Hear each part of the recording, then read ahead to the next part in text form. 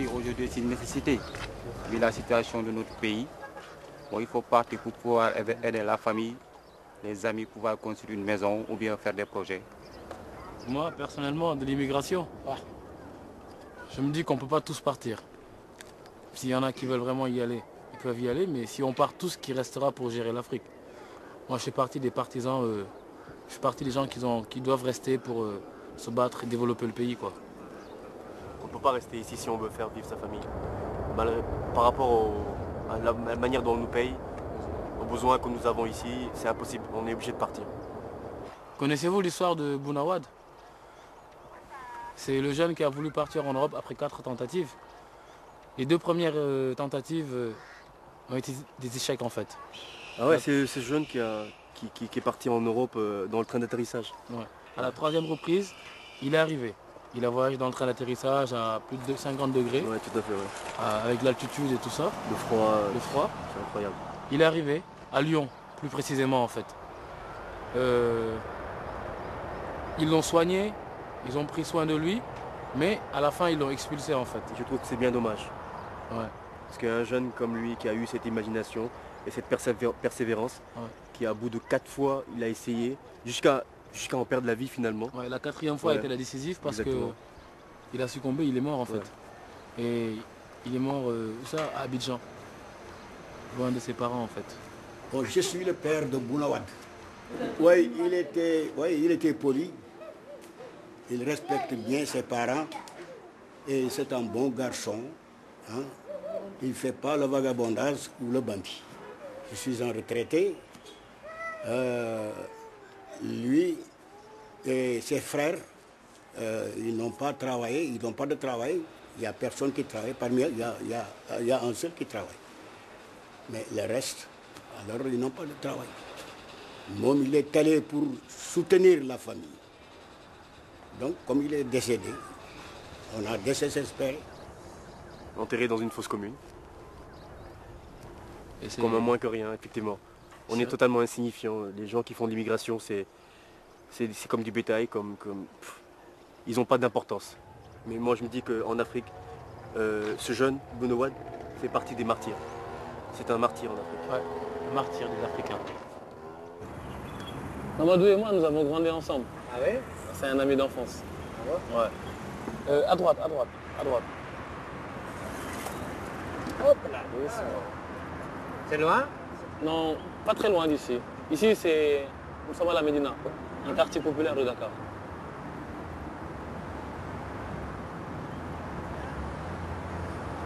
Ouais, Doucement.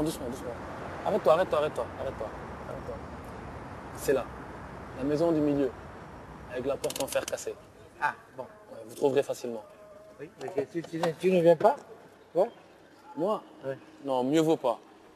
Pourquoi? Ce sont des choses personnelles. Je sais que Mamadou part, mais je ne sais pas s'il sera content que je sache. Et tu t'en vas? S'il vous plaît, ne lui dites surtout pas que je vous l'ai dit.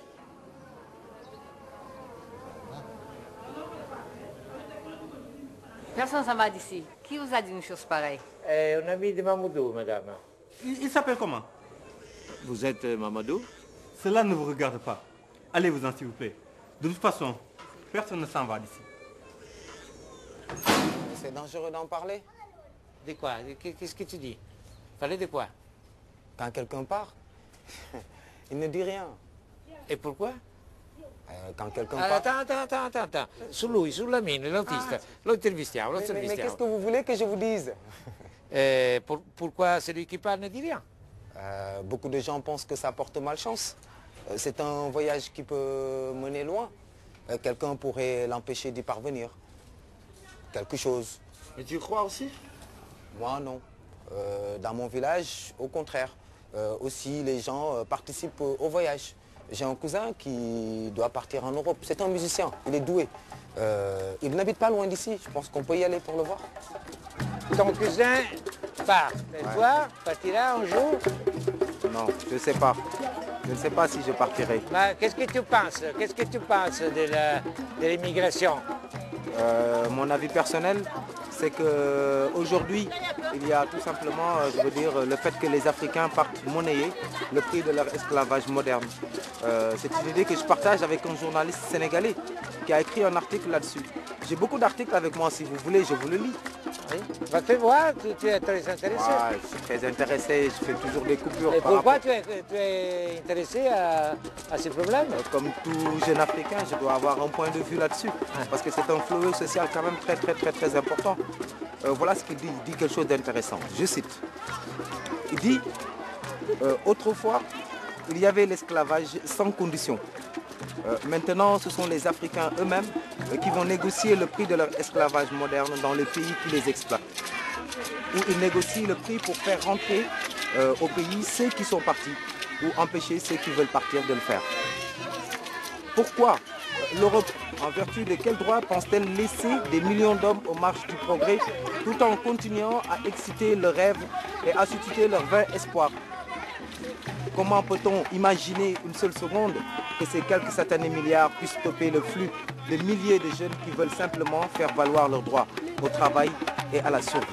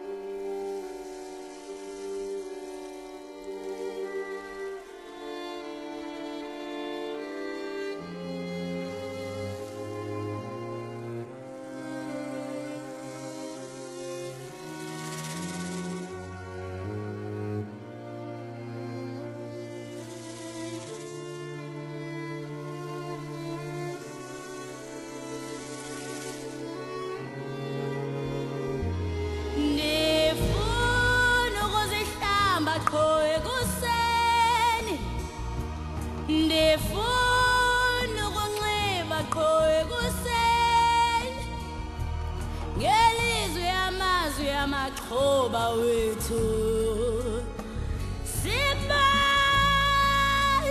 sonke ngesizathu sisonke singabafana notate namazwi wethu namaxhoba wethu kufuneka sityikimbe sifuna ukuphila.